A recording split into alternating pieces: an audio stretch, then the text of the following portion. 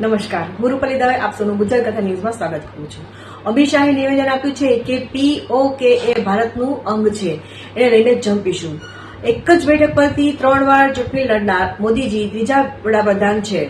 જ્યોતિરાદિત્ય સિંધિયાના માતા માધવી રાજે સિંધિયાનું બીમારી બાદ અચાનક મૃત્યુ થયું છે. બીજેપીનું સ્વાતિ મલેવાલ મુદ્દે શેમ હાઉસ બહાર પ્રદર્શન.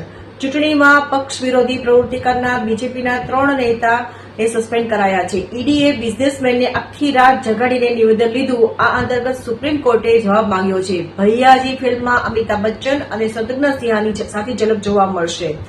એક્ટ્રેસ તબ્બુ હવે અમેરિકન ટીવી ચેનલમાં ડેબ્યુ કરવા જઈ રહી છે. હરભજન સિંહે વિરાટ કોહલીને કેપ્ટન બનાવવાની હિમાયત કરી છે. POKના બળવા બાદ પાક સરકાર ઘૂંટણીએ પડી છે. હિંસક આંદોલન બાદ $23 અબજ ફંડ રિલીઝ કર્યું છે. ગુજરાત હાઈકોર્ટમાં વેકેશન બેન્ચ બાદ વેકેશન નહીં, 25 વર્ષ જૂના કેસની સુનાવણી કરવામાં આવશે. વડોદરા પાલિકા તંત્ર દ્વારા સરકારી મિલકત પરથી ગેરકાયદેસર લટકતા કેબલો કપાયા. રેતી માફિયા બેફામ બની મહી નદીના પટ પર ગેરકાયદેસર રેતીકરણ કરતા ઝડપાયા.